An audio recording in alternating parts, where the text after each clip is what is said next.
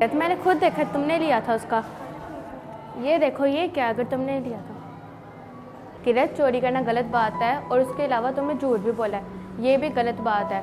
मैं तुम्हें एक वाक़या सुनाती हूँ कि पुराने वक्तों की बात है कि एक काफ़िला तालीम हासिल करने के लिए जा रहा था। वहाँ पे यकदम डाकुओं ने हमला कर दिया, तो वो एक एक करके सबकी जेबें टटोलने लगे और उन लोगों के पास जो कुछ था उनसे लेने लगे।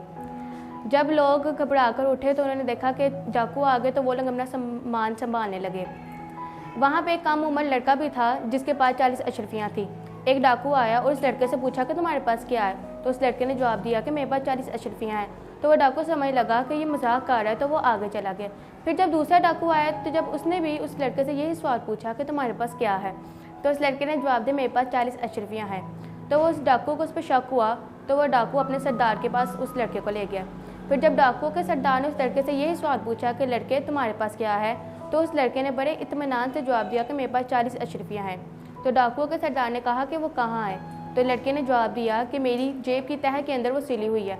जब उसको तलाश किया गया तो वहाँ में 40 अशरफियाँ मिली।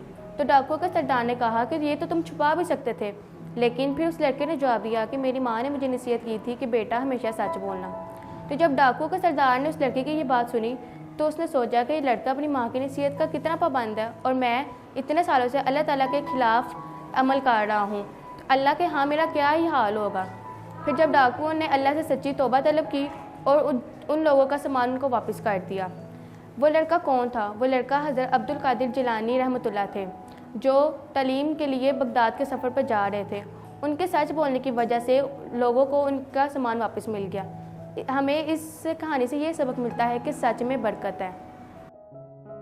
फ़कीहा, मेरी रहनुमाई करने का तुम्हारा बहुत शुक्रिया। आइंदा मैं अपना भी ख्याल रखूँगी और दूसरों को भी इस चीज़ की तरजीह करूँगी।